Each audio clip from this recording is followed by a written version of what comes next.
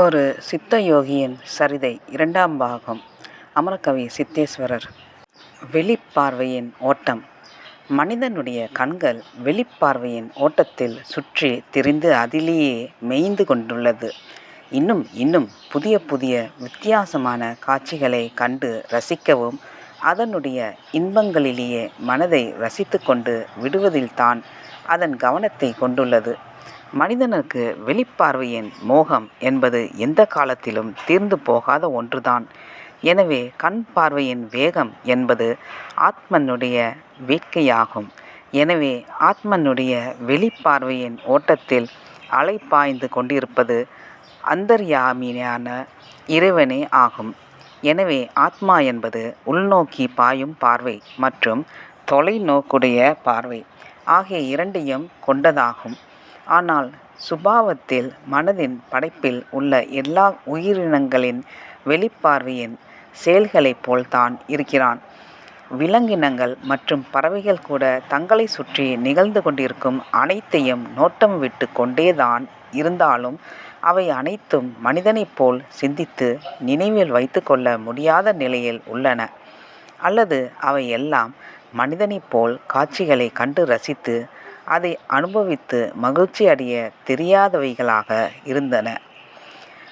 மனிதனை விட படைப்பில் கீழ்ப்பட்ட நிலையில் இருக்கும் அவைகள் வெறும் பார்வையில் எதையே பார்த்து கொண்டுள்ளது.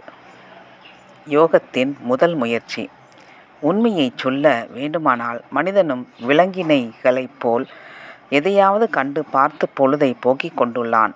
மனிதன் காட்சிகளை ஏதோ தன் கவனத்தில்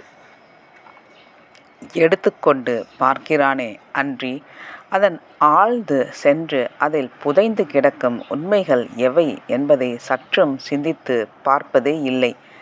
மனிதன் தன்னுடைய வெளிப்பார்வையின் ஓட்டத்தை தனக்குள் கட்டுப்படுத்தி அதன் நிலையற்ற அலைகளிப்பை சீர்படுத்தி வைத்து கொள்வதே யோகத்தின் முதல் முயற்சி என்பதாகும். பேச்சின் ஆழத்தில் அமைதியாக ஓடிக்கொண்டிருக்கும் நாத சக்தியின் அடி மூலத்தில் அதன் குறைகளை எல்லாம் சீர்தூக்கி பார்த்து மனதின் அதிசூட்சும நிலையாக இருக்கும் நாதோபாசனையின் மூலம் படிப்படியாக இணைந்து கொள்வதே சகஜ நிஷ்டை என்ற சித்தியின் முக்கிய குறிக்கோளாக உள்ளது. மனிதனின் கண்களை மயக்க வைப்பது ரூபம். ரூபம் அளிக்கும் மயக்கத்தில் மயங்காதே மனிதனே இப்பூவுலகில் இல்லை என்று அடித்து சொல்லலாம். அம்பிகையின் திரோதான சக்தியின் மயக்கம் இவ்வாறுதான் மனிதனை வெளிப்பார்வை அளிக்கும் ரூபத்தில் மயங்கி கிடக்க செய்கிறது.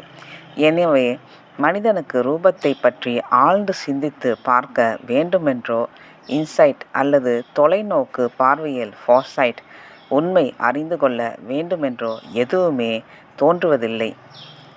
தியாகையர் அடைந்த சித்தி பஞ்சமம் என்பதாகும். அமரகவி அடைந்த சித்தி தெய்வதம் என்பதாகும். அமரகவி சித்தேஸ்வரர் அடைந்த தெய்வதம் சித்தி என்பது சித்த சுவாதீன நிலையை பூரணமாக எய்தி விட்டதை குறிக்கும்.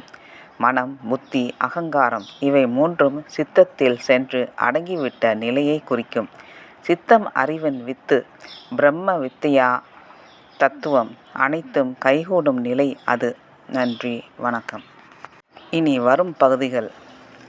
பக்கம் 185 முதல் 224 வரை தெய்வத்தின் குரல் 62, திருவல்லிக்கேணி 63, பிரணவ தேவி காஞ்சி ஸ்ரீ காமாட்சி 64, சக்தி பீஜம் 65, தெய்வத்தின் குரல் 66, இறைவன் திருவாக்கில் மலர்ந்த 4 தமிழ் கிரந்தங்கள் 67, தெய்வீக திருவாக்கின் அனுபவங்கள் 68, அமரகவியின் தெய்வீக கிரந்தங்கள் தமிழ், ஆங்கிலம் நூல்களில் விவரம்.